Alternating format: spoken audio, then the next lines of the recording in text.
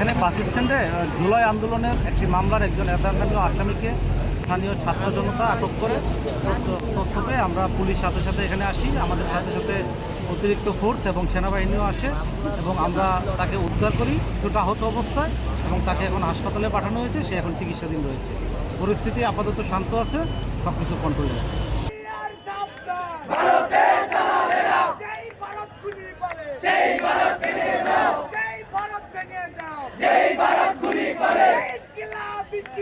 জিন্দাবাদ